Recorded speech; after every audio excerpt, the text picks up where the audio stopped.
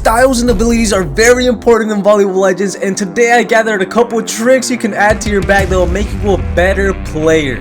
First, let's start with a magnetic pull tech.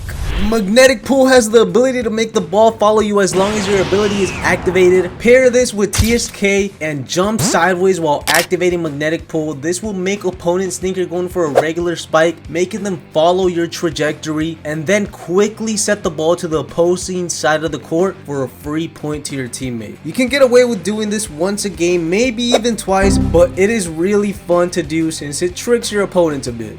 For this next one, you want to equip Sanu because we're going to be using and abusing the hell out of his back tilt ability. If done right and the opposing team isn't jumping to defend, you can easily score a point by just back tilting your spike since it causes the ball to go higher compared to a regular no-tilt spike would. This surprisingly works better against more experienced players since they very rarely jump to defend a spike. Instead, they either hold down their bump button with low power and release when the other team spikes the ball, or some just set the ball, which requires a faster reaction time due to them not holding their set buttons since it makes their touch very weak, barely getting it off the ground. A character that's been out for a while, Mikage, has a very cool blocking ability that causes the ball to go down at a surprisingly rapid speed that only insane reaction times can get to.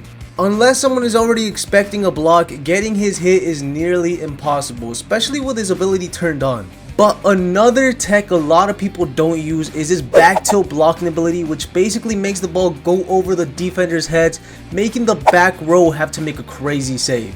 Keyword: back row.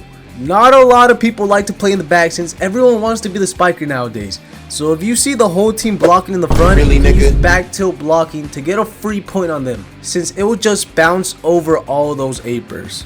If you're an older player, chances are you've heard of this next tech before, but for my newer players, listen up, especially if you have the twins in one of your slots. Back in the day, before they added the beach volleyball update, we used to have the court we have now being the indoor gymnasium. And if you pay attention to the map, you will see two ladders that lead to two different balconies. But keep in mind, this is only on one side of the court, so join the left team if you want to do this. Climb either ladders and use the setter version of the twins to take your serve. You want to use back tilt when doing this since it produces a ridiculous curve that I still don't know how it hasn't been nerfed yet. I would suggest experimenting on what the best angle is for where you want to place the ball in your serve, since looking at different spots can lead to very different locations where the ball can land on the enemy side. Once you get better with this, it becomes insanely hard and annoying to defend against because you don't know exactly where the ball is going to land, especially if it's going slow since it has more time to curve. Coming up next is not something that will make you win a game, but it instead might get you kicked off the team.